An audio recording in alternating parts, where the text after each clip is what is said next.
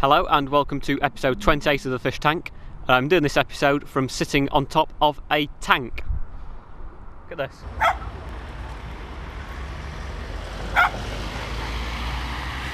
I'm actually sat on a tank.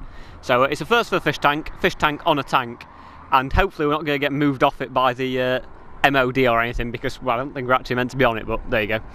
Right, so anyway, it's time for Apology of the Week. And this week I would like to apologise because on last week's show I was going to mention that a bridge collapsed in Minneapolis, I think it was, in America, and I didn't basically want to mention it because I wasn't sure how many people died at the time.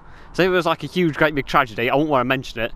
But I'm going to mention it this week, and it's collapsed. Personally speaking, I think it might have buckled under the weight of a lot of Americans who are, you know, a bit podgy, let's say. But if you think there's any other reasons as to why it collapsed, then feel free to leave comments, because I like to read your comments. So can you please write in or leave a comment saying alternative reasons to why that bridge collapsed, as opposed to it buckled under the weight of a lot of fat Americans? Or if you agree, leave a comment anyway. So that's it. Right, well, anyway, what's been happening this week? Well, quite a lot of things. I mean, England are about to play India in the third test match starting on Thursday against India at the Oval. So it's quite interesting actually, because when a lot of Indian people came over to watch the 1999 World Cup that took place in England, the English immigration people, they actually asked Indian fans how much they knew about cricket, because if they didn't know a lot about cricket, they would then assume these people coming in claiming to watch the World Cup were just here to sort of like seek asylum. So presumably if they didn't know anything about cricket, they were just sort of like trying to seek asylum, either that or they were an England cricket player. Not sure which.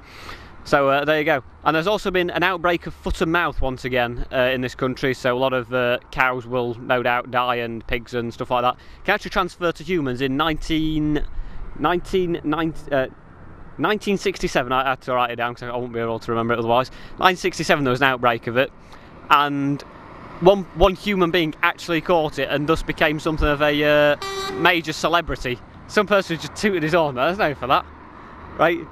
This person actually became something of a major celebrity for catching it, and I think thus died.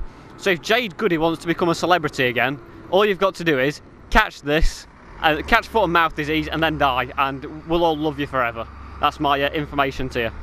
Also, it's been happening as well. I was struck by the news that a Liberal Democrat councillor who works in Bideford apparently has, as well as being a councillor, she also works for a sex line. And you can actually directly ring up your local councillor. You got to talk to pay £1.50 to talk to her. You can directly talk to her for however long you want.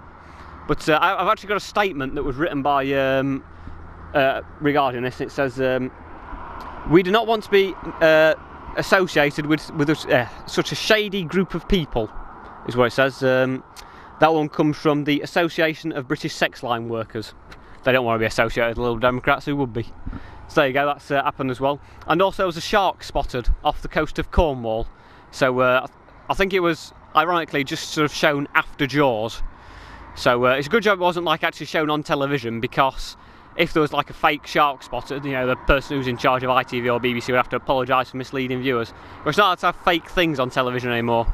Because, well, let's face it, now there's no fake things allowed on television anymore. How's Cristiano Ronaldo going to get any penalties? It's one of those mysteries of life.